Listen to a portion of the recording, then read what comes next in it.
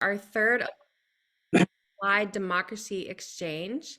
Today's topic is on the advancement of women, and specifically, we're looking at Alabama, but I'm excited to hear from our audience, everybody joining us today, where you're coming from, and we'll know we can learn about what's happening in your states as well.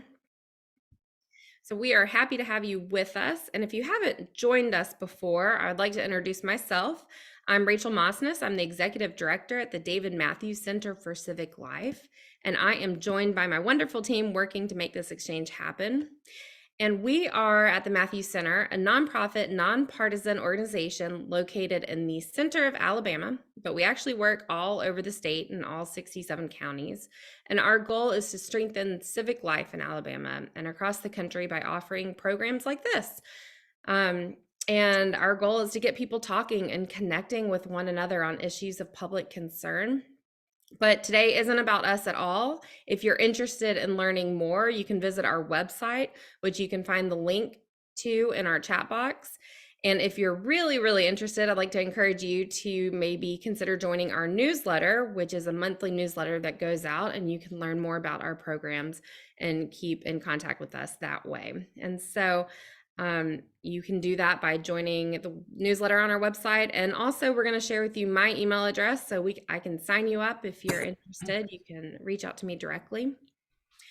And while you're in the chat box, I would like to take a moment for you to tell us who you are and where you're joining us from, because we are thrilled to get to know you. So if you don't mind taking a moment to do that. And I'm just going to keep talking so that I can get through what I feel like I need to say, and we can move on to the fun stuff for today. As I mentioned, this is our third exchange of this kind. We are hosting these conversations on the third Thursday of every month from 12 p.m. to 1:30 p.m. Central Time. These discussions focus on the future of democracy at a local level and also at a national level. And each month we have a theme related to democracy that we are discussing. And we have invited guests to join us and share about their work related to that theme. And our goal is to connect practitioners with academics and discuss what is working in our democracy, what's working well, and also what's not working well. What are the challenges and what are some possible remedies to those challenges? In January, when we kicked off this Applied Democracy Exchange, we discussed the role of community journalism. We met with the Pacers Rural Community Newspaper Network, which is a nonprofit organization in Alabama working to support 4 newly established newspapers in rural communities. And these papers are run by citizens who, after listening to the needs of their community, felt a way they could contribute was to create a local newspaper. So it was inspiring to hear from them and also hear what challenges they face and continue to face as they print these monthly newspapers. Last month in February, we honored Black History Month, and we met with Dr. Kathy King from the Montevallo Legacy Project, which is an organization which researches and educates on the history of underrepresented communities in Montevallo, Alabama. And again, we learned the challenges she faced by doing this work in her community. And for both discussions, we learned about the work citizens are doing in their communities, the challenges they face, and through these conversations, we have been able to identify a handful of what we are calling crises that are facing our democracy.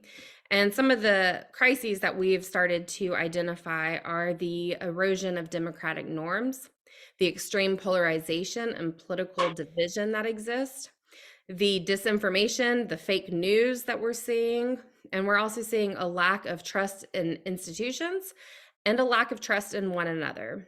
So overall, these challenges we're facing pose a threat to our democracy and the ability of citizens to effectively participate in government. So as we move forward today, I want you to keep these crises in mind while we invite our speakers to share with us about their work.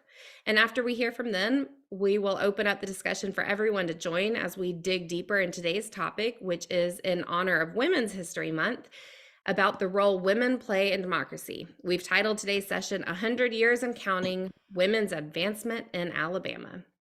Before I introduce our guests, which we are very thankful to have, I want to first turn the virtual floor over to our namesake, Dr. Mathews, who is joining us today from Dayton, Ohio, for a few words. Yes, thank you very much. I'll be very, very brief. Democracy is in serious trouble around the world, and that's pretty well acknowledged now. And the remedies that we've had, people have tried to do something about it, but by and large, they've been ineffective. They're not working. And this problem of democracy has actually gotten worse in the last several years, so much so that, there's a conversation about whether the democracy that you and I grew up with will survive in the same form.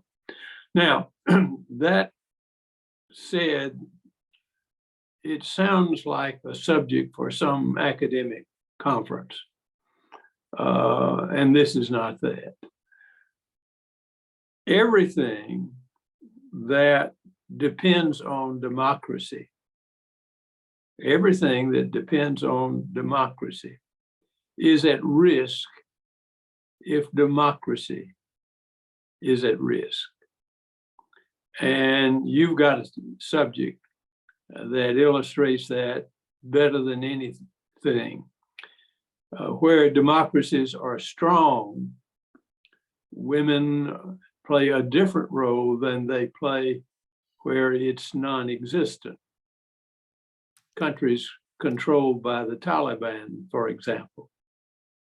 So there is a palpable reason for women to be interested in a strong democracy, because it has a direct relationship to their own well-being. Now, here's the difficulty. If democracy isn't working well and the remedies aren't working, then you've got to have some inventiveness and to get your way out if the standard remedies don't do what you want them to do, which is our case. But how do you get inventiveness in the kind of political climate we have now, where people even have difficulty talking to one another? We've come to this point before in our history, and something curious has happened in that in times of real chaos and crisis, the chaos itself has sometimes resulted in inventive solutions. For example, in the years between roughly 1890 and let's say 1920, the whole civic world was changed by the appearance of what we had not seen before, which were civic organizations. The NAACP, the General Federation of Women's Clubs, every major civic organization today, nearly every, has its roots in this period of time. So chaos can produce reaction and stir up inventiveness. And it's not that some people are more inventive than others. Human beings are inventive. They wouldn't have survived as long as they were not. But the atmosphere we have right now doesn't encourage that kind of work. It's too negative. So how do you create an environment? How do you create an environment that encourages the inventiveness that people have?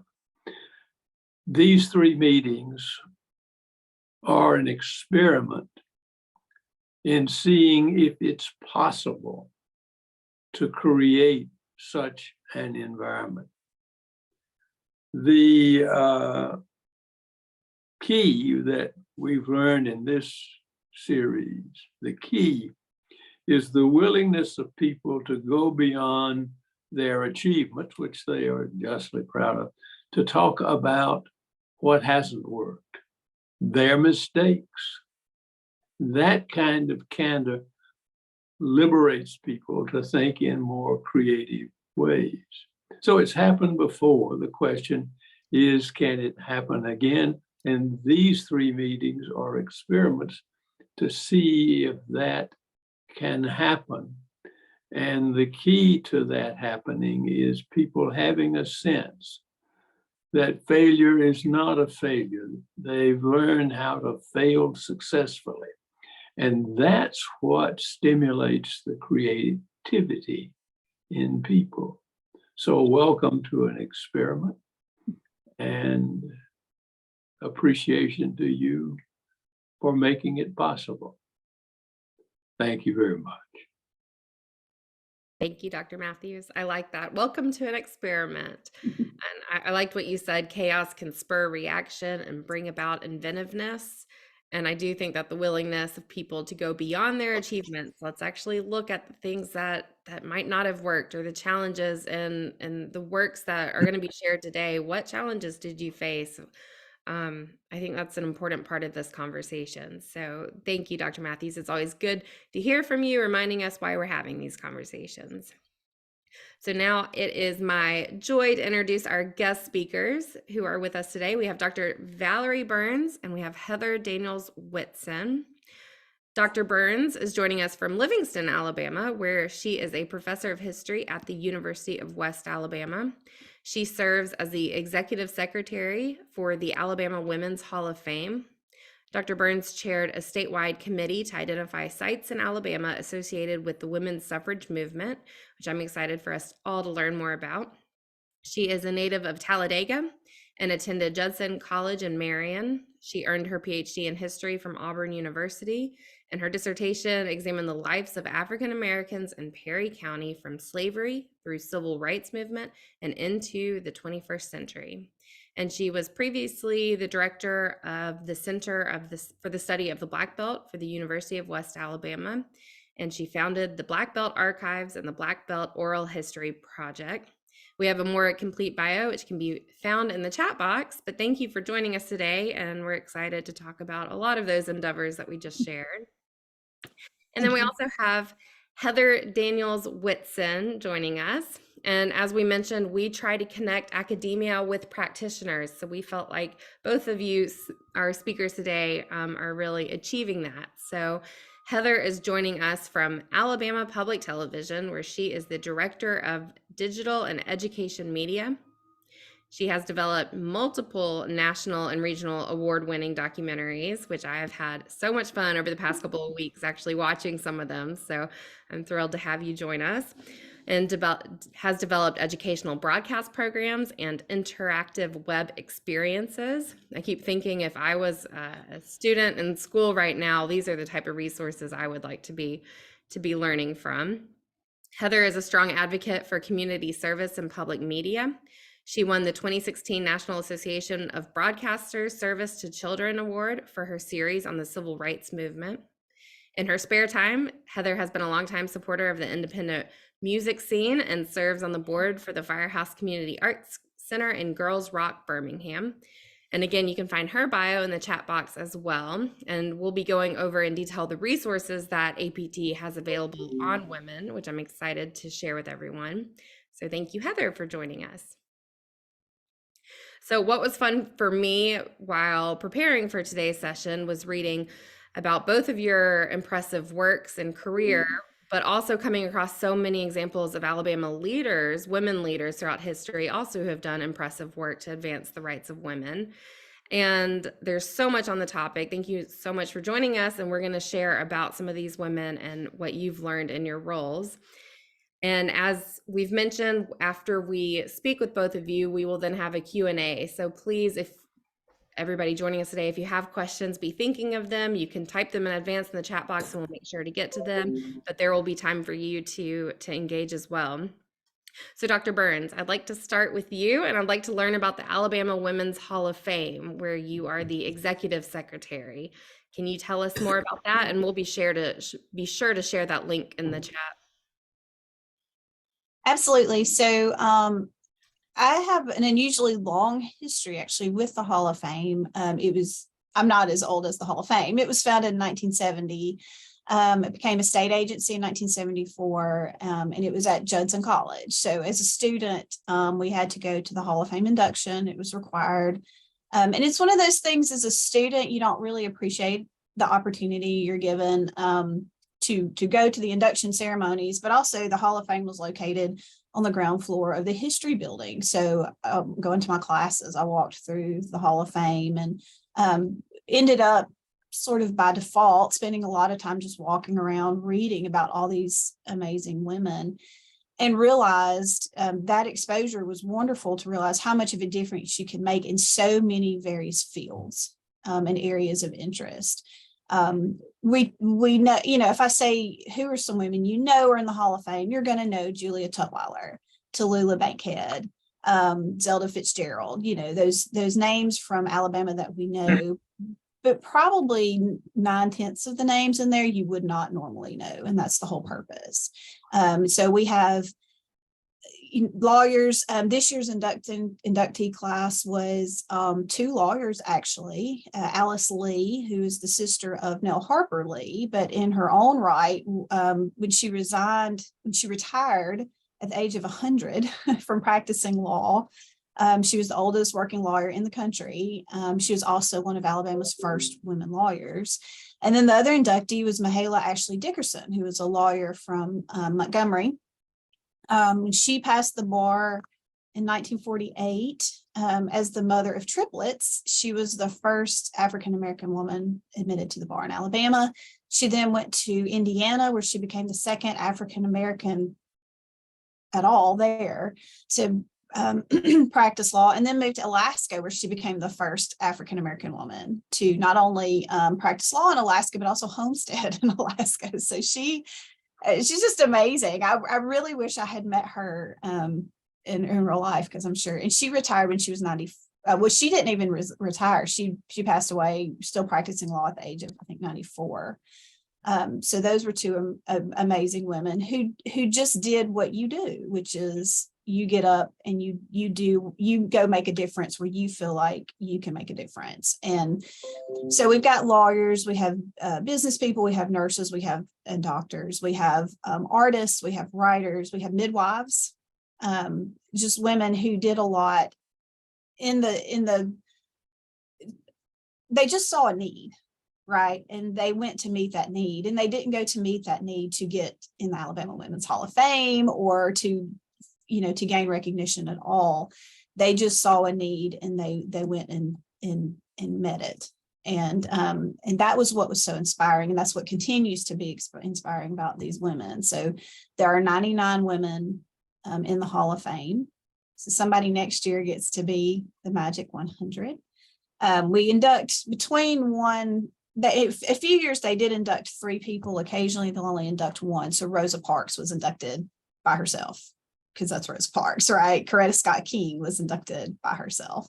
1 to 2 women per year. And to get in the Hall of Fame, you have to be somehow just associated with Alabama. Zora Neale Hurston's in the Hall of Fame. She was born in Alabama. Now, she didn't spend most of her life here. I think she left when she was 3. But she's in there. Or you moved to Alabama and did something fantastic.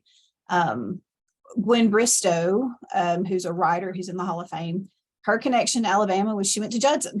So you just had to have some connection at some point to the state. And then the kind of catch-all, this is what kind of messes up a lot of people. And I have a love-hate relationship with this rule. I understand the rule, but it can be a little frustrating. You have to be deceased for 2 years before you can be nominated. So I understand why, but at the same time, I'm like, but there's something to be said for recognizing people, obviously, while they're still with us. So anyway, but the Hall of Fame, when Judson closed in 2021, the Hall of Fame needed a new home. And since I had served as executive secretary when I had worked at Judson, UWA submitted a proposal along with other universities, and we were chosen. So it's been, Kay Ivey actually came to the induction ceremony last year and did the legislation for it to be moved to UWA. It's been a slow go because my cute trendy haircut is not a cute trendy haircut. This is my hair growing back in after chemo. So when you get to the website, it needs work still. I'm just playing catch up now from all that going on in the past year, but we're getting there and we're enjoying it. And we're going to be doing lesson plans and things for teachers to get the website more interactive. And I probably need to call Heather and get some suggestions. But to get the Hall of Fame on more people's radar and let them know about these women in Alabama. And they're from all over the state. Like I said, they're from various economic backgrounds, racial backgrounds, obviously occupations and things. So just so that young girls even today can say, hey, you know what? These women did something. How do I do that? Right. And to set that example. So I have a special place, in my heart for the Hall of Fame. And we're going to be really working to get a lot of people more involved in the Hall of Fame and with the Hall of Fame as well. Well, thank you for sharing all of that. I spent time on the website and I'll admit that I recognized maybe 1 every 5 names, and that might be a little generous. So I had fun reading about them, and I think it's a great site. It does sound like one of the challenges is getting that resource out there to classrooms and to teachers and let people know about them.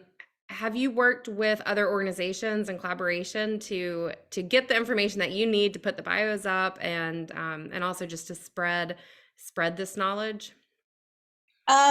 So, being a history person, my classroom is chalkboard chalk.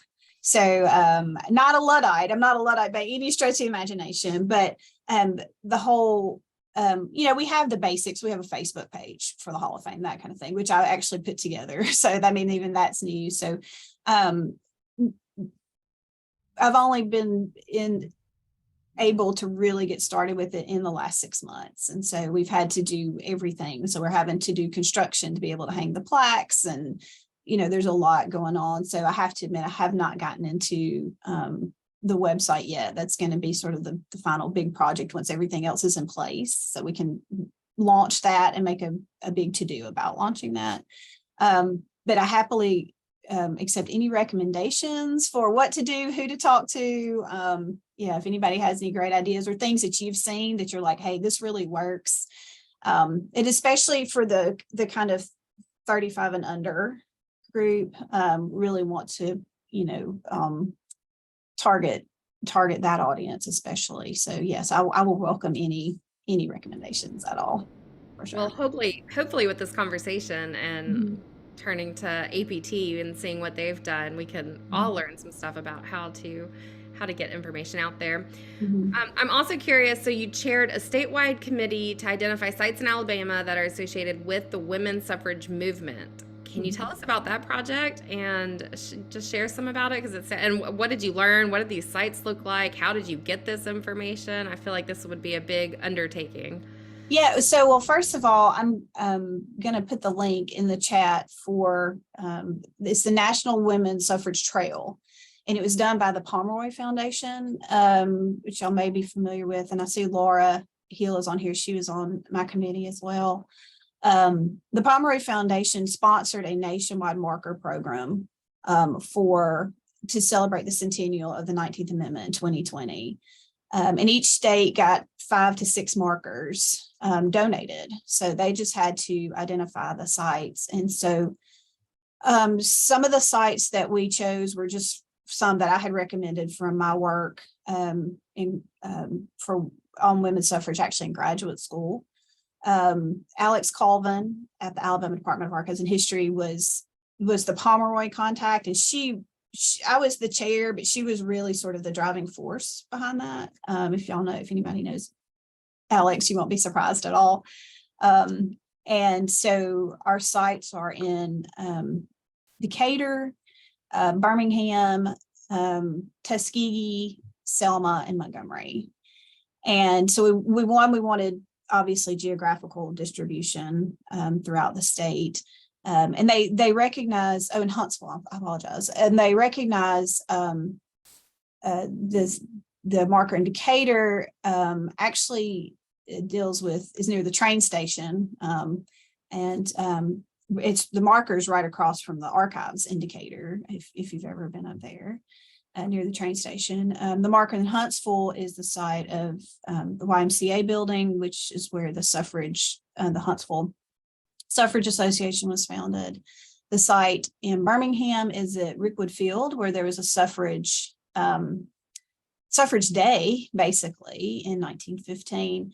The site in Selma is in front of what is now the Chamber of Commerce, but it was originally the Carnegie Library, and that's where the Selma Equal Suffrage Association was founded. The Selma Suffrage Association and the Birmingham group founded the Alabama Equal Suffrage Association. The site in Tuskegee is the building where Adela Hunt Logan worked, and she was African-American librarian at Tuskegee, hired by Booker T. Washington. Her story is amazing and tragic. But anyways, the building where she worked, and she really worked for suffrage for everyone. And that was a problem we ran into with the women's suffrage movement, is it tended to be led by white, middle, and upper class women. And there was an element of racism involved. And so Adela Hunt Logan was African-American and worked for suffrage for all women. And then in Mobile, it's the home of Eugenie Marks, who is a Jewish woman who worked for suffrage in Mobile. And that's right on Government Street across from the First Baptist Church in Mobile. So learned so much more about women in Alabama and the suffrage movement in Alabama. But yeah, that is a national trail. So there's the link to that in the chat. And you can go to, they have these GPS located, and you can go to any state you're going to visit and pull up the list and see where those markers are. And they're purple and white. You can't miss them. They're purple. So that's wonderful. I look forward to finding some. I think that's something that's a great asset for our state. So thank you for that. So before moving on to our other guest, I do want to ask you just a few questions. Mm-hmm. How does preserving the history of women in Alabama help our society today, help democracy today? Why do you do this work? What's the importance behind it? I think as a woman, to see, a key word now that you hear a lot about is representation. And I think to see what women have done, and if you feel as though, you're in a group that's underrepresented, the best thing you can do is see yourself represented in places, and specifically places in public. And so today we see that with advertising, especially in those in toys and kids' toys and in representation and in any kind of media.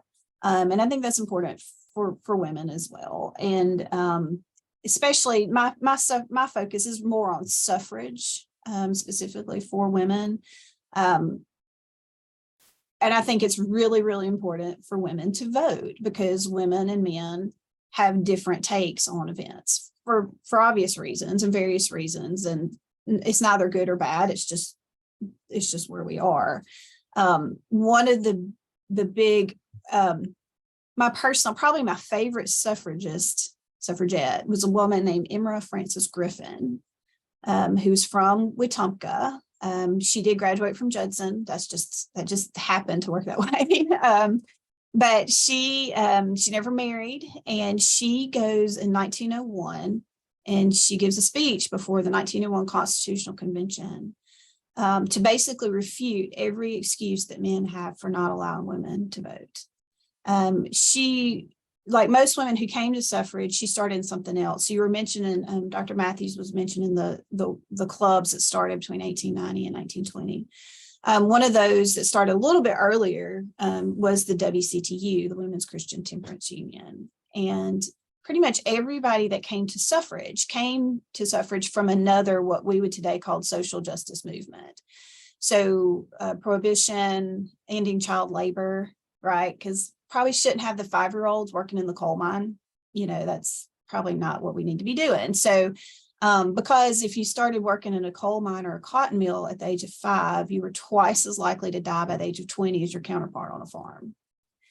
And so they're like, we should really do something about this. And so what they all realized, though, to a T, was we will always be playing cleanup, right? We'll always have to deal with the aftermath of children working in coal mines or the aftermath of alcohol abuse in the family, unless we can change the laws to stop them in the first place. So women said we can either keep pushing that rock uphill or we can vote. And then when we can vote, we have a say in the laws. Why should we have to keep cleaning up after the fact when we can stop the mess in the first place? Okay. And so that's how all these women came to vote. And so Frances Griffin had been a teacher, and she saw the effects of alcohol on her students, and she started in prohibition, and she ended up in suffrage. So she does speeches all over the country for years, for first prohibition and then suffrage. But she ends up in 1901 going to give a speech to the Constitutional Convention because they were having a debate about whether or not Alabama should give women the right to vote. Now, if you know anything about that 1901 Constitution, the whole reason they were writing it was to disfranchise African Americans. And so she's fighting an uphill battle. I mean, if you're putting together a constitution to disfranchise a group of people, they're probably not going to give another group of people the right to vote. Anyway, she heads to give that speech. She found on a Friday. She was going to give the speech on that Monday. And she put out the word. Now, remember, this is no social media, no radio. She just put out the word. The gallery's packed that Monday with women wearing their yellow suffrage sashes, or yellow and purple. The Constitutional Convention group convened at 12. They finished their business for the day at like 12:50. That's a tough day at work, right? A whole 50 minutes. They had to suspend the meeting to vote to allow her to speak. And when they first took a voice vote, there were a lot of men who voted against her speaking. And so John Knox, and this is about the only use I have for John Knox, but John Knox said, okay, I need a show of hands. And so all of a sudden, with this room packed with women, only one guy was either brave enough or dumb enough to raise his hand that he didn't want her to speak. And it was a guy who, unfortunately, his last name was Burnes. And he, we're not related, I promise. But so John Knox made that guy escort Frances Griffin to the podium to speak, which I thought was just fantastic. But she didn't get to speak at the main podium where everybody else had addressed the Constitutional Convention from. She had to go stand by John Knox's desk. But anyway, her speech is recorded in the minutes of that Constitutional Convention record. And it's phenomenal. She says, okay, you think women aren't smart enough to vote? There are more women in college right now than there are men, which is, by the way, still the case today as well, too, today. She says, you think women have, she basically goes back to her suffrage days, and she says, women have neither besought themselves with liquor. Can't remember the whole phrase, but anyway, what she basically says is we're not a bunch of drunks, so we still have all our brain cells. So, we're smarter than men in that way. You say women can't fight in wars, so we shouldn't have the right to vote. Well, she said in the Civil War, who was not fit to fight in the Civil War? Doctors, lawyers, businessmen, ministers. And you wouldn't know this unless you had studied it. That Constitutional Convention was made up of doctors, lawyers, businessmen, and ministers. So she basically just insulted them to their face and said, you couldn't fight, so you shouldn't get to vote either, if that's your take on it. Well, some women don't want to vote. And she said, well, not all men want to vote either, but you still get to. And so she just did this great job of just knocking down everything, very sarcastically, very witty, very unusual for a woman giving a speech in 1901. And so it's women like that who inspire you. And but she never got to vote. She died in 1917. And so the reason we need to study, for instance, the suffrage movement is there were a whole lot of women who did a whole lot of work and put their reputations on the line. There were, problems within marriages about the women doing this work. And they still did it anyway. And I mean, if nothing else, we owe it to them to exercise our right to vote for the work that they did. And so many of them never got to exercise the right to vote. And so I wanted, you had mentioned, who's going to be your favorite person. She's mine because she's so just amazing and witty.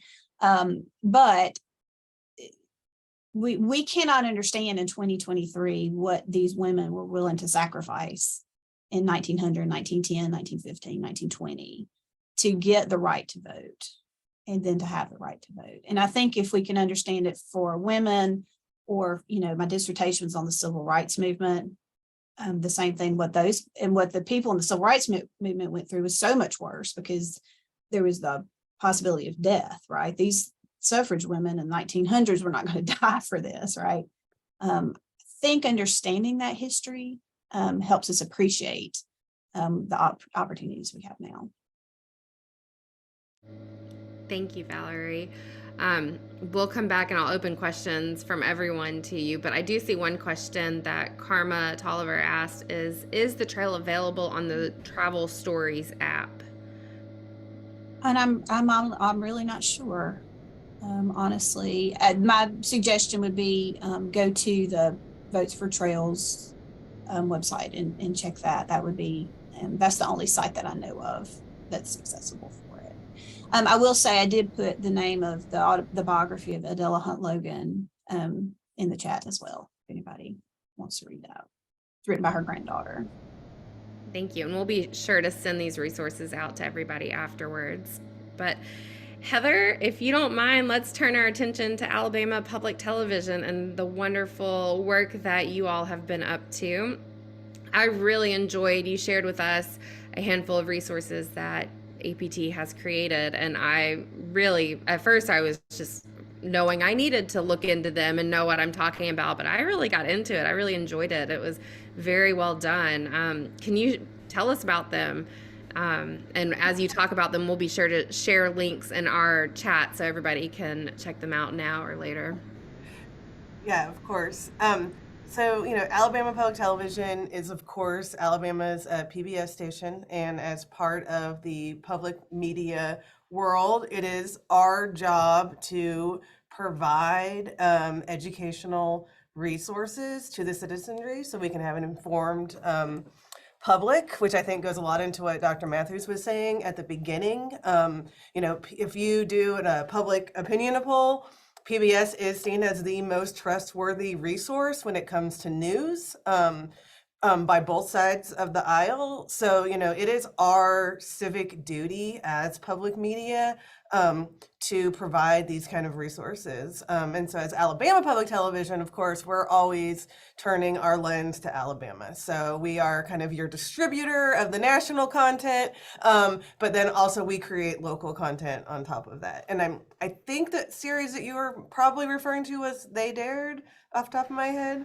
They Dared and Unstoppable. I went through both. All right. So gonna just pull it up really quick so I don't miss it. Okay. So the They Dared series, it's interesting because we started this whole conversation talking about the Alabama Women's Hall of Fame. And I've actually used that resource a number of times. I've used it for for Alabama's bicentennial, we created 200 Alabama legacy moments, and many of those are feature women that are in the Alabama Women's Hall of Fame. And then the They Dared series we did in celebration of the 100th anniversary of women's suffrage, but we didn't just want it to be only about suffrage. We wanted to I think what we said is we were looking for like the big names, but also the unsung heroes at the same time.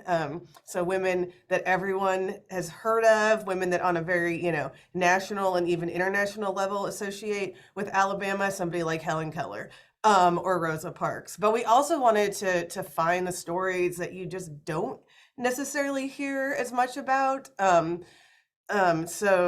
one of them was Evelyn Daniel Anderson, who I think is not necessarily as well known, but she was the first teacher with disabilities in Alabama, and she really broke down that barrier.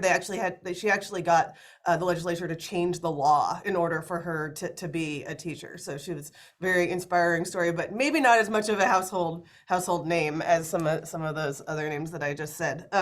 So that series it's 12 people, and it could have been, and maybe another 200 people, but you just kind of have to work within the resources that you have and the bandwidth that you have. But I really do like that series. We did do one on Adele Hunt Logan. I put it in the chat earlier when Dr. Burnes was talking about her. I think she's also a really great story because I was an Alabamian that was able to affect change on a national level as well. So she wasn't just doing it here at the state, but at a national level. So the Unstoppable series was one of those interactive web experiences that you mentioned at the beginning. It's a resource specifically for students, and it is more at a national level. It follows a couple of kind of student reporters around as they visit Seneca Falls, New York, which we all know is the birthplace of women's suffrage, and then DC, modern DC, and kind of goes and looks at that. But Representative Terry Sewell appears in that program as well. She was nice enough to sit down with us and kind of to talk about women's role in politics and what it meant to her to be the first woman representing Alabama at a national level. And we actually have another resource with Martha Roby, who is another woman that represented Alabama at a national level, that is called the American Experiment. It's not, I didn't send it to you because it's not specific to women's history, but it is specific to democracy and civics. And it really focuses on how our government works and what are some of the forces that happen in a democracy, as well as just kind of how it was all set up with the checks and balances and all that kind of stuff. So we create a lot of these resources for students, but we also create resources for the general public. As we consider ourselves Alabama storyteller, we think it is our mission to make sure that all Alabamians are seen in the content that we create. So we could really strive to create a diverse array of content for all of Alabama citizens. Thank you. I'm really curious, where do you start when you are cooking up an idea, when you're going to tackle an issue, when you're creating a resource? Where do you start, and how do you collaborate with other organizations to tell these stories? Because I know this has got to be not just a one-man job, but I'm sure a lot are involved. And Yeah. And then what challenges? What's the hardest part of your job? I think I'm going to answer this in reverse. So I'll answer the second part first. So I think the biggest challenge and the hardest part of the job really kind of comes down to, what do we have time to do? There are so many great stories. There are so many great things going on in the state, and people doing just amazing stuff. And you want to be able to highlight all of them. And every time, we get a lot of inquiries, can you help us out? Or we're doing this thing, or these great speakers are coming into town. And we really want to be able to say yes, but you kind of have to figure out what you can do, what kind of goes along with the mission, and what maybe goes along with something that you're already doing. But we've actually collaborated with, the Mathews Center a number of times. You mentioned the civil rights programming that we did that was around the 50th anniversaries for both Birmingham and then Selma. So that was kind of a 2013 to 2015 project, and we created an issue guide with Kristen. Hi, Kristen, I see you. Just kind of called Separate and Unequal in 1963, which was a research for students. So a lot of those type of things come to us. So I think the biggest challenge is figuring out what you have the capacity to do.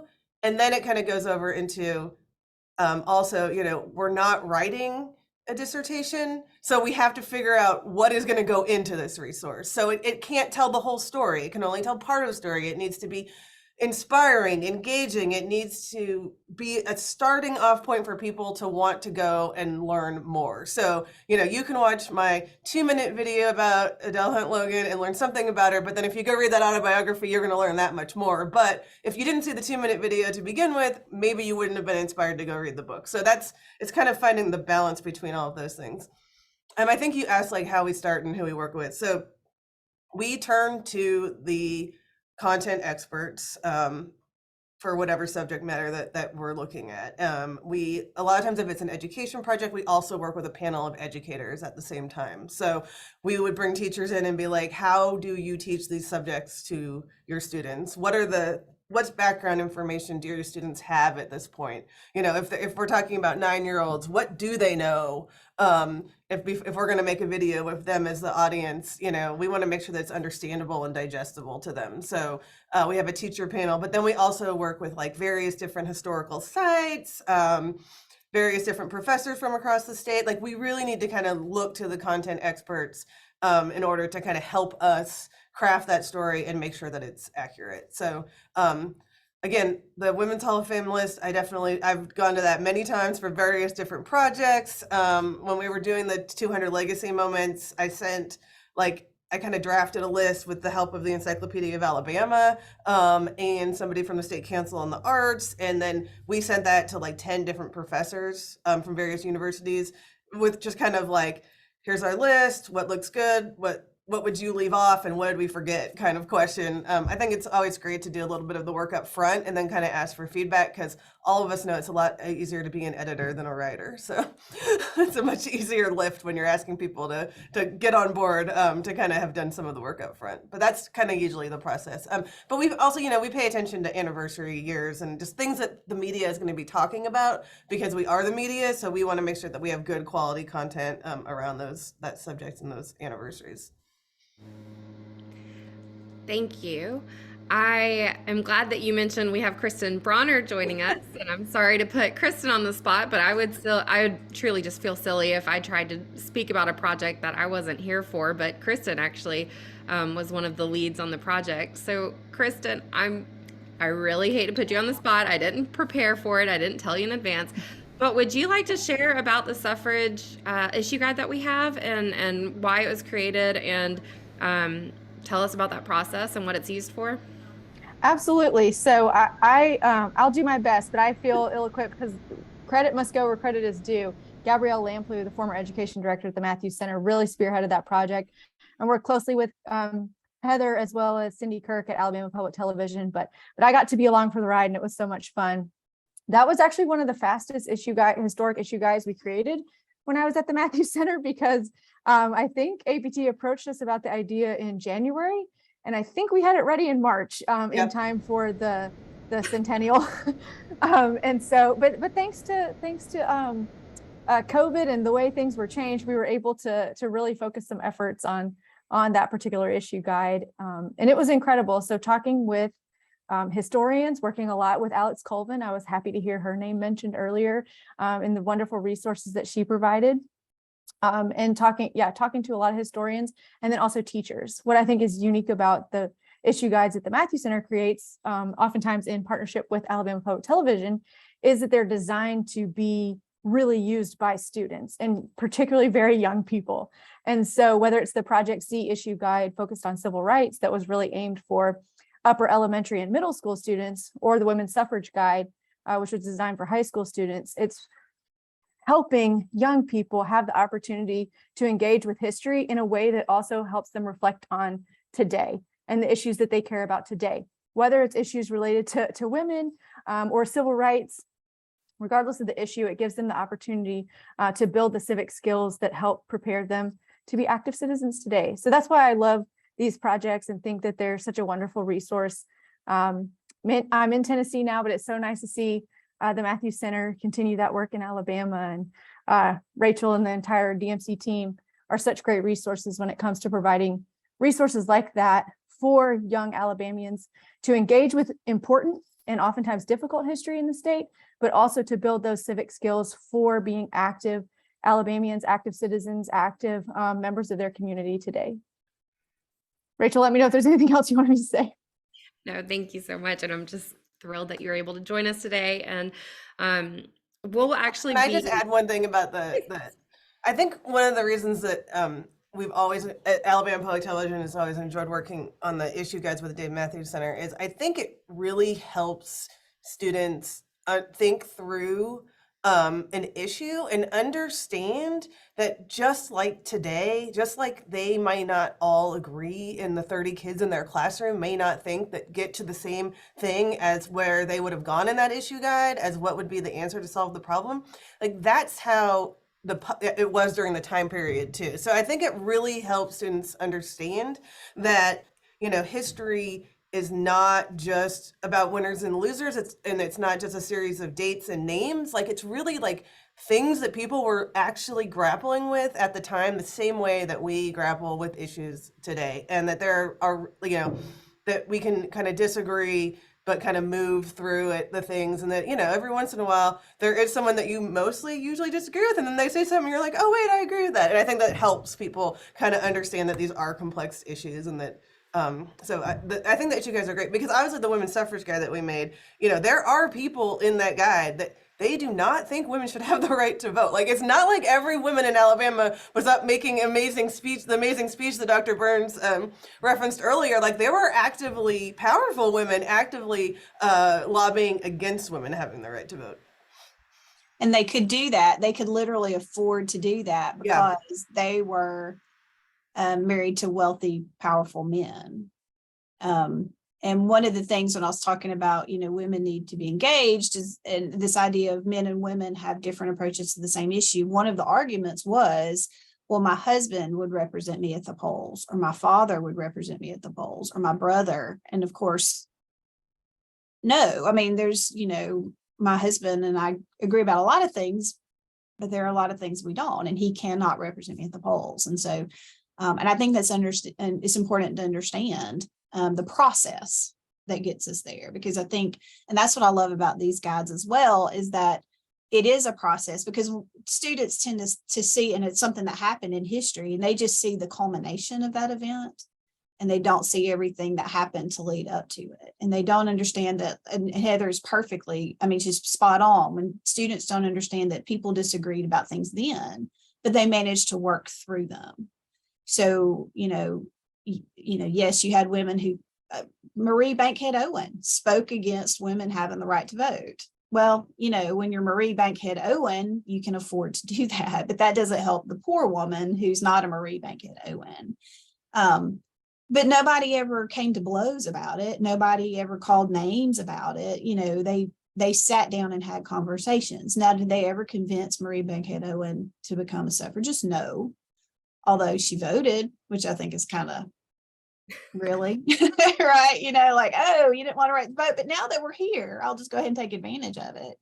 That kind of thing. So, but it's the process. And I think it's getting people to understand that there's always been a process. And sometimes that process is ugly, right? But we have to get to that point. And those guides are great because they show that process. And I would be happy to mail you a physical copy of our suffrage guide if anybody is interested in having a physical one in your hands. So please feel free to email me your mailing address or put it in the chat, and we'll get it to you, because it's something that our partners have worked really hard on, and we were lucky enough to be a part of these projects. So Heather, I have a question. You mentioned something that really stood out at the very beginning about how the public trust APT. Can you tell us why you think that is? This is one of the crises that we're seeing, is the trust in institutions doesn't exist. And how can we build trust? And I know I apologize that this was not on what we talked about. But you brought it up. So yeah. Well, yeah. I first want to say, it is definitely not all rainbows and unicorns. But I think that if you do kind of look at public opinion polls, PBS does get the highest ranking in terms of the public trust. And if you look at kind of those maps they do about bias in news, PBS NewsHour comes down kind of right in the middle as well. And so I think that's really what it stems from, is that people can feel like it is honest, accurate, fair journalism that has editorial integrity behind it. And that's really where it comes from. And so, I love being part of that public media system. I definitely wear it as a badge of honor because I think that it's really important always, but especially in this day and age when there's just so much false information out there on social media, to just have good sources. And there's actually a whole entire like certification course for teachers that is done through the San Francisco station on how to spot fake news stories and media literacy and how to teach media literacy to students. Like, it's just really important right now for everyone of every age. Actually, it's I think in some ways students are maybe better at spotting the fake news stories than their parents. So it's just a really important topic right now. Well, thank you. And I think something that stood out to me when I was looking through the resources is how you have collaborated with so many different organizations, so many content experts. Nobody's claiming to be a single expert, but really leaning on each other. And then something I noticed on maybe the Unstoppable series is that you actually refer to the Alabama State Department of Education standards for government and civics, and you say where this particular video actually fits into the standards. And I think that really builds trust by referencing all of that. I'm not sure if you have any comments on that because it wasn't a question. Yeah, no, we do. We definitely do that. And the another series that we have not talked about, it's called Yellowhammer History Hunt, and that is designed specifically to the 4th grade Alabama social studies curriculum. And so we've been working with content experts from around the state to create that, and also a panel of about 13 teachers that come from different schools, from different regions, different size schools, public, private. I think there's even a homeschooler group representative in there. So we try to make sure that we, again, are hearing from as many diverse voices as possible, but the people that are actually teaching the subject matter as well. Because I cannot answer, like there's one of them is called it's about Jesse Owens, and it's how did Jesse Owens beat Hitler. And if you know the story of Jesse Owens, and that he went to Germany and won all these gold medals, but when we went to start making that, we were like, what do 9-year-olds know about Hitler? Like at 9 years old, what is your understanding of this time period in history? Like, what does that name even mean to you? So how much context do we need to give in order for this video to make sense to them? And so that would be something that we would like ask the teacher panel about. Great. Before I open it up for questions and comments from everybody, I do have one last question, Heather, is what is the connection between G's Ben quilts and Michelle Obama's dress in her official portrait? Well, all you have to do, if you know anything about G's Ben quilts, all you have to do is look at that portrait and you'll see it immediately. The patterns on the dress is very much inspired by Jean's Ben quilts and the success that those quilters have had. But yeah, that's another one. You may have noticed, so we've got, what's the connection, G's Ben quilts to Michelle Obama's dress? Like, how did Jesse Owens beat Hitler? So the Yellowhammer History Hunt series kind of uses the kind of YouTube format of asking like a question to try and get students interested. So like the Selman and Montgomery one is like, how did teenagers fight for fair voting rights? There's one about Muscle Shoals, which is why did the Rolling Stones come to Muscle Shoals, Alabama? So we try to answer that question throughout the series, but it does kind of have this hook where, maybe you're going through YouTube and you're like, what? Like, let me click on that video. What? So we try to tell the Alabama stories in as creative a way as possible to get as many eyes on them. Yes, very creative. What questions do you all have for our guest, or even for Dr. Mathews or myself, or just to throw out there for us to discuss? And this is the time where I go through the chat and see what questions I missed. Rachel, I have one from way in the beginning. Kristen asked Dr. Burnes, do you have a favorite story of a lesser known inductee in the Alabama Women's Hall of Fame? Oh, wow. Yeah, so there was a book that came out called They Also Served, and that looked at 25 women, and that was done in the mid to late 90s. So I am currently working on a book on all the inductees depending on how publication page numbers fall, we might have to cut it off at a year. They're trying to decide. And I've just learned so many fascinating things about so many women. But I think, oh gosh, it's like saying, you know, how do you pick your favorite sister or something like that? That one's really hard. Obviously, probably Frances Griffin would be my personal favorite, obviously, for a lot of reasons. And for full disclosure, I actually, before I was executive secretary, I did get her inducted into the Hall of Fame. So she's probably going to be my favorite one, because she was, pardon the phrase, but she was just super badass in 1901 when women weren't badass. So, you know, she's probably going to be my favorite. So yeah, that's probably, she's probably my one. And out of fairness, though, she's the one I know the most about too. But just, there's an amazing list of women. And I do hope if you have time, just go click on them and start working through them. So. Well, I have to say, I just went to look to see if my favorite woman from Alabama history was on that list, and I did not see her. So I'm going to give a pitch for Joanne Robinson. Oh, yes, absolutely. Yeah, who He's called for the Montgomery bus boycott. She had been a teacher at Alabama State University. And again, this is before social media, but she got everyone organized. It kind of quickly, it was the 1950s. So I think that bus boycott kind of quickly was taken over by the ministers at the time. Obviously, the most famous one being Martin Luther King Jr. And they got a lot of the credit for the bus boycott, but it was actually the women that called for that boycott first. And the women that were getting arrested on the bus, in addition to Rosa Parks, Claudette Colvin. So those are kind of, I would say the women of the Montgomery bus boycott are my favorite unsung Alabama heroines. I've always had this image in my mind of Joanne Robinson at that.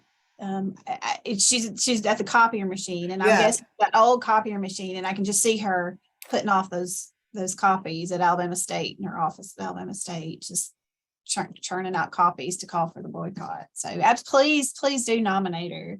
Nominations are due at the end of August. So I guess it's back on me now. Okay. yeah.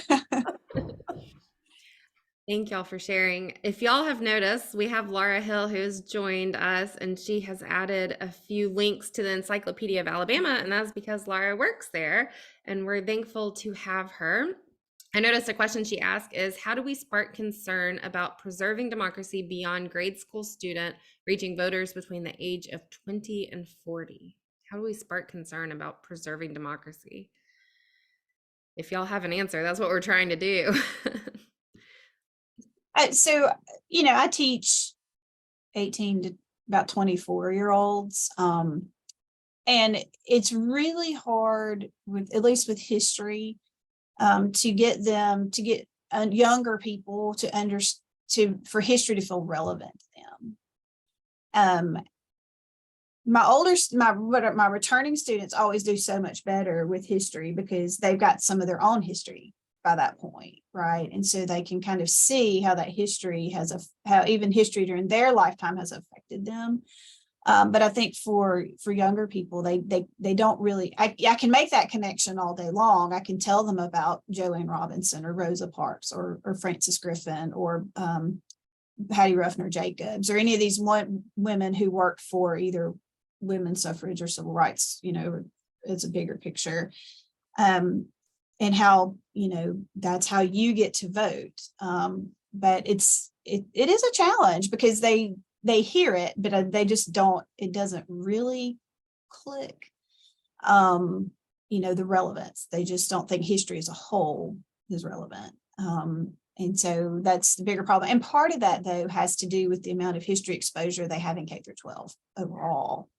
Which is very minimal. And this might have changed. The last number I heard was from about 3 years ago when we were doing those Alabama History Institute workshops. They were first bicentennial workshops with the state archives, and now they're the AHI. Students were getting 45 minutes a week of social studies. So that was either geography, social studies as a whole, history, social sciences, basically, not just social studies, but social sciences, 45 minutes a week. Because there's no H in STEAM, right? It's not science, it's not technology, it's not engineering, it's not math, and it's not even the arts, which sometimes gets thrown in there.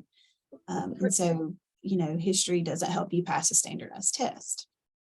Rachel, Um, may I yeah. jump in here a minute? I Please. asked my Yeah. question as from my role, longtime membership in the League of Women Voters. Mhm. And civic engagement is something that we're very, very concerned with.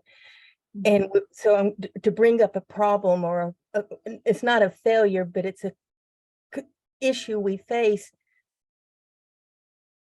We can't attract the interest of young women who are dealing with being a mother, working 60 hours a week, trying to participate in their children's activities. And that's not completely unusual for the league. We've always had sort of leaned older to membership, but larger cities can attract young members. San Francisco, New York, they have younger members. In Alabama, it's harder. And I think because we have so many younger married women in this state. So what do we do to get through all the clutter? I mean, we've mentioned how hard it is to get people to notice our own projects because of the overwhelming amount of information they have. To me, I think that's one of the things that, and I know y'all are working on it, but it's still so frustrating. How do you get to people to realize you don't have to go out and get arrested like people did in Montgomery or Selma.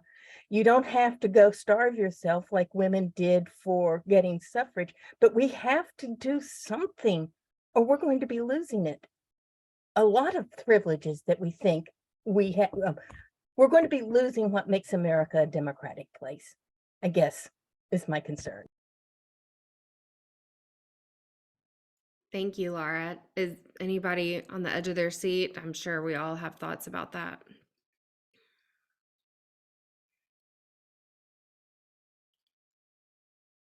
Oh, I'll just say that's the $1 million question. And hi, Laura. That's a really hard one to answer. I think one of the things that we try to do is create media for the platforms that that age group is on that is consistent with our educational standards and editorial values. So we know that these the people in the 20 to 40-year-old age group are not going to tune in at 9 p.m. for Frontline on PBS. So how do we talk about these issues in a different way that finds them when they're scrolling through their Instagram reels? That's kind of what we do. But I don't know how that translates over to getting them to what you were talking about, Laura. But we do try to at least get information in front of people by creating, and that's why public television or public broadcasting has started to call itself public media, because we know that the way that the general public consumes media is always evolving, but definitely evolved a lot since Lyndon B. Johnson created public broadcasting service in the 1960s. So hopefully that's kind of an answer. So I mean, I guess I would say, if you can try to spark interest by finding them where they are consuming their media, and then maybe you can convert that into somebody joining. Thank you, Heather. Kristen, I see you have your hand raised. Yeah, Laura, your question was so good because it's where I find myself in life right now too. I have a 15-month-old and another on the way. And so, the busyness of working full-time, raising children, and trying to have a moment of sanity to oneself is such a challenge. And so I think building on what Heather said about where women, especially in this age group, are accessing media is important, but also what fits into their daily rhythms. Is it possible to have a meeting that's open to bringing your toddler, if your child isn't in daycare yet, or if you have, that's open more to those family rhythms that allow young women to feel less guilty, which is wrong, but it does happen to all of us when sometimes you feel like you're not spending enough time with your kids, but you're also not dedicating enough to work or to civic endeavors. And so finding those rhythms, but I think it's a real struggle. Yeah, those are my only thoughts. One of the things I noticed when I was looking up the suffrage movement in East Alabama was a lot of meetings took place at 8:30 at night. And I don't know if that's because there was no air conditioning and you wanted a cooler time, or because that was when the time that women could finally get away. Of course, most of them still had in-house care and everything like that, but still later meetings. And I have no idea if that even works today.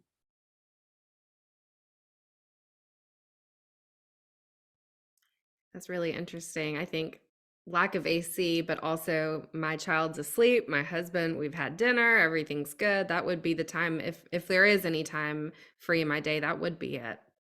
Does anybody else have any comments on this or any other questions?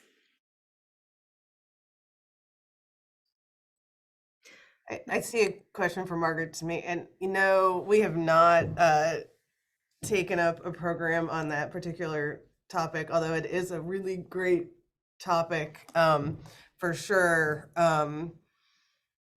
Yeah, there's also the AL.com has I think has a series of the Alabamification of America. If you are not familiar with that one, that it is similar in topic. But no, I wish, but we don't have anything in the works.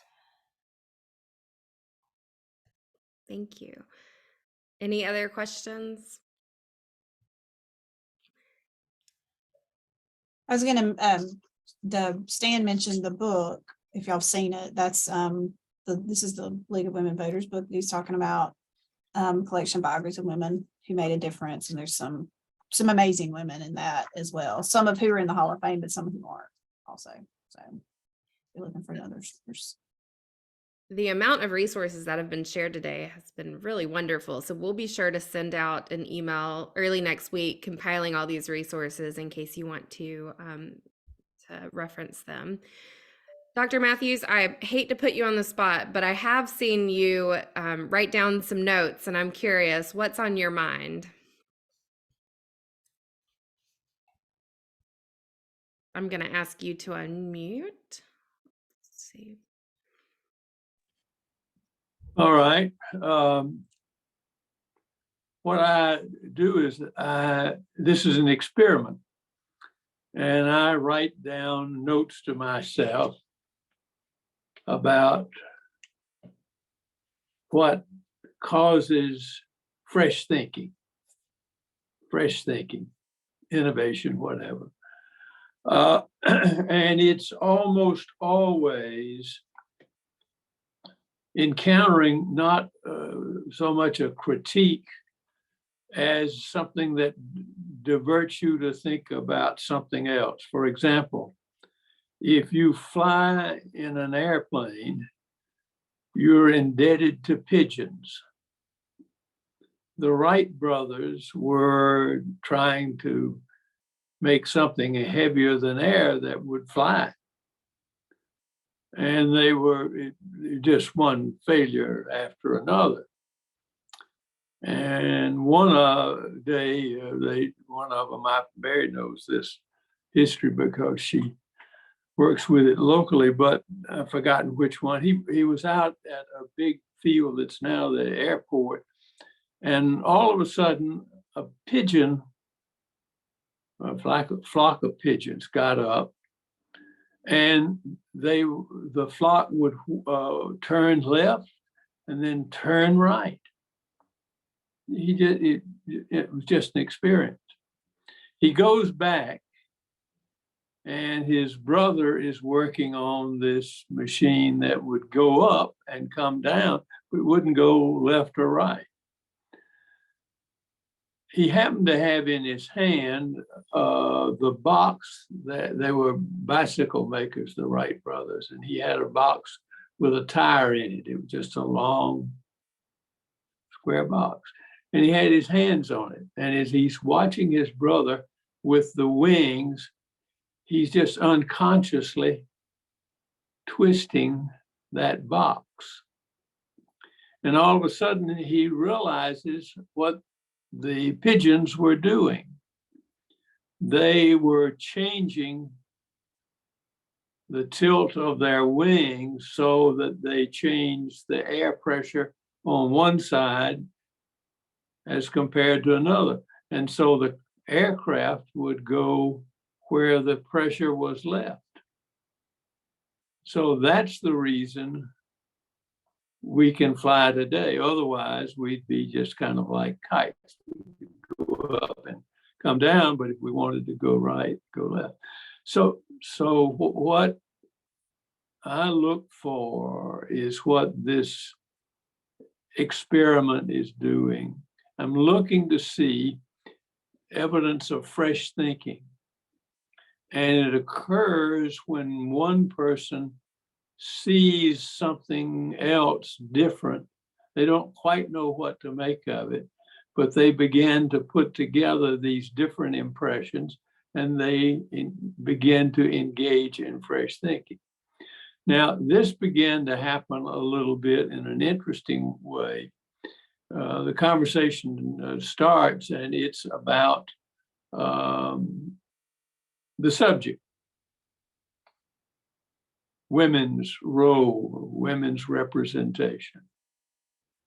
And then it veers off to talking about issues, issue books, framing issue books, civic education. Now we're watching pigeons. We've not stayed focused on this. Our focus has shifted off to civic education, and we began to talk about framing issues, okay? Framing issues. So now we're watching pigeons. Somewhere along in there, somebody picked up a bicycle tire tube, and began to twist it. Now we're pretty far away from airplanes or flying. We're looking at a box. And then people began to make connections between what they saw with the pigeon, what they saw with the box, and the problem with the plane. It wouldn't turn left or right.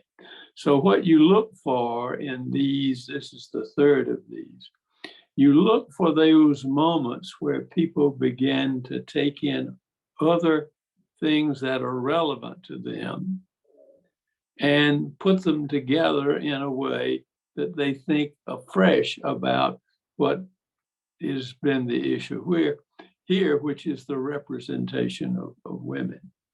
And that's the kind of fresh thinking, creativity, innovation that you're looking for. So that's what I do, is I make notes about what happened in the meeting, and I'm looking for things that seem divergent, but will click with something else, and all of a sudden people are thinking in a different way. And so representing women equitably and usefully becomes now a matter of civic education. And that becomes a matter of framing issues. And you remember the conversation about issue books, okay? So you look for that migration in focus. And you're hoping that in your mind as a professor of teaching history, that something occurs that you want to find out more about. You want to see what you begin to look for relationships that aren't apparent. And the relationships are always kind of out of left field. And that's why, and they're often mistakes. I mean, the right brother that's trying to make the heavier than air machine fly is just bogged down in what can't happen. And it's his brother. And that's another thing. You get these insights from somebody else usually. They have a different experience than yours. And that's why diversity in any form of democratic is so important, because those are different experiences. They weren't your experiences. You may not even have liked them. So that's why I said earlier, be willing to talk about experiences that weren't successful, where things went wrong. I was asking an Air Force general one time why the Wright brothers crashed so often. I mean, they just constantly up there, bam, down. And he said, well, it's simple. They didn't know how to fly. They crashed because they did. So they not only had to invent the airplane, they had to invent flying, okay? And they learned to fly by making mistakes. Learning to fail successfully is the key to invention.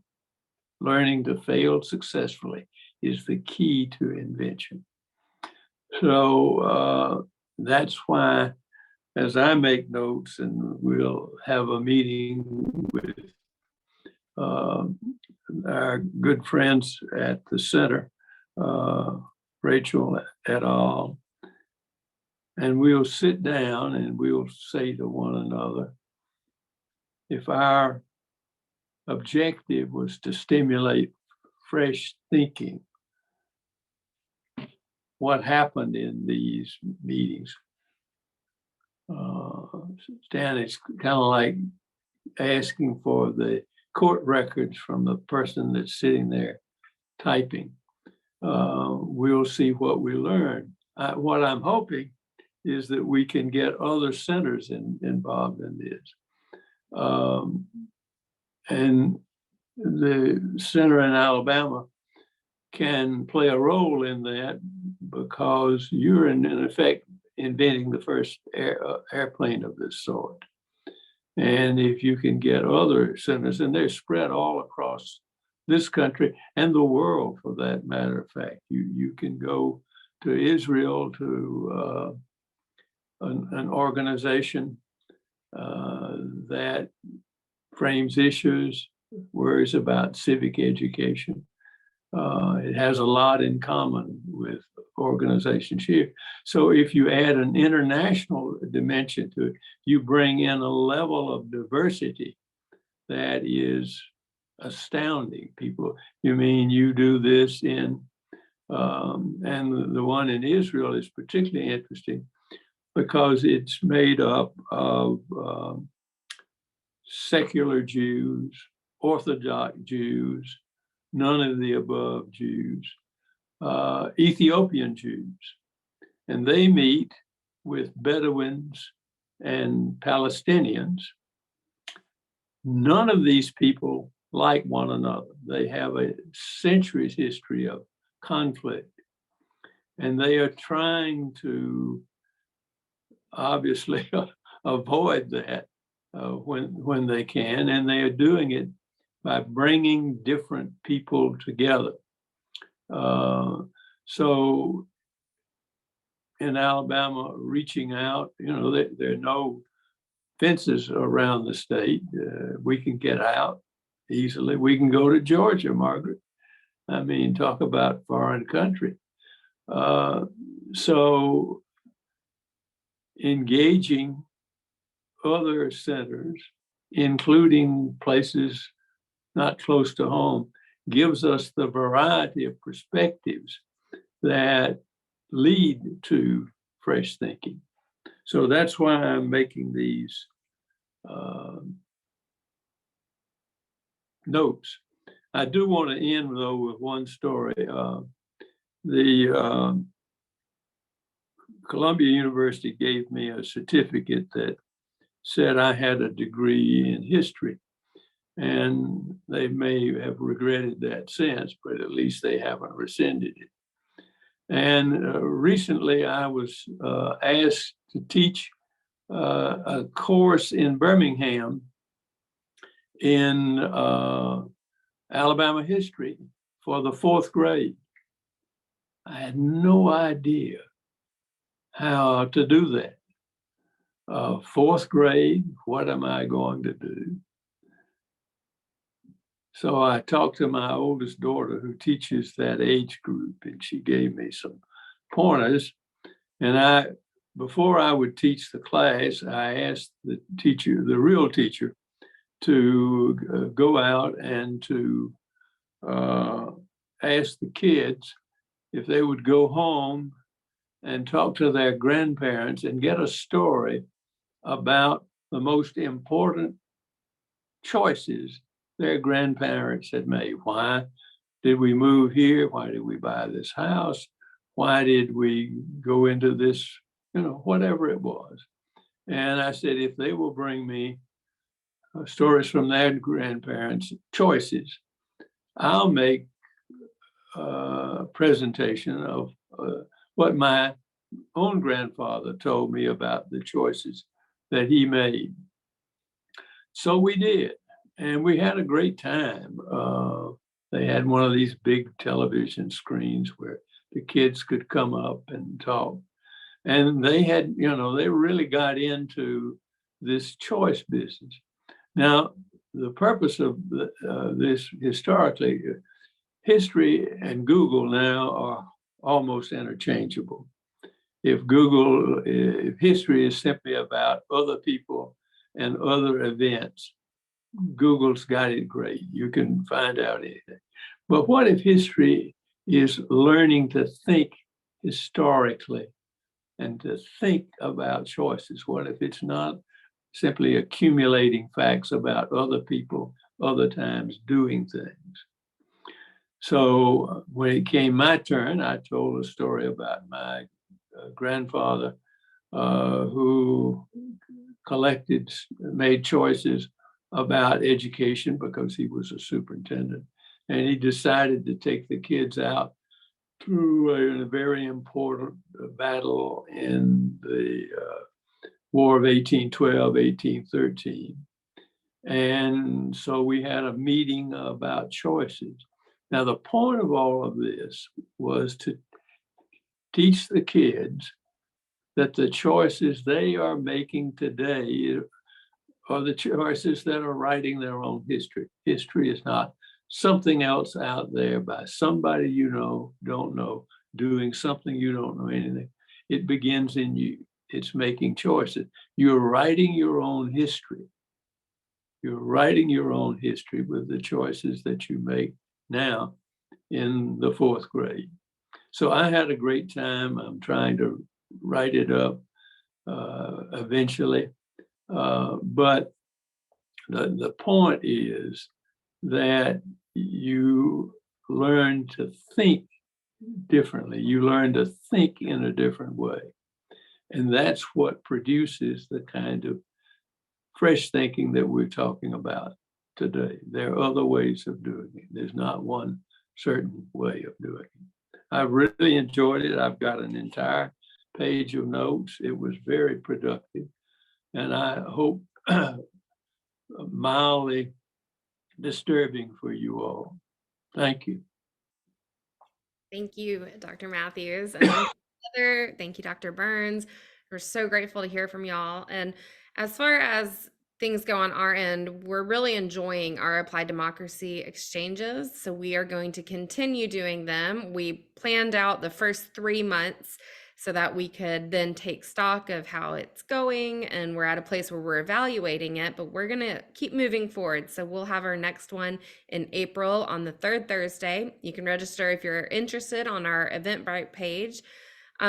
Our topic for April is the role that public health plays on civic life. And so we have Dr. John Dorsey, who is the founder and director of Project Horseshoe Farm, that we'll learn about, and Kristen Boggs, who's the executive director of the Alabama Schweitzer Fellowship at so we're going to have another fruitful conversation, we hope. So hopefully you can join us. But thank you all for your time today and your input and your comments. And it was really just good for us to talk about women's history and the role that they play in our democracy today, the challenges they face, and just thank you all. Thank you, Valerie. Thank you, Heather. I really appreciate it.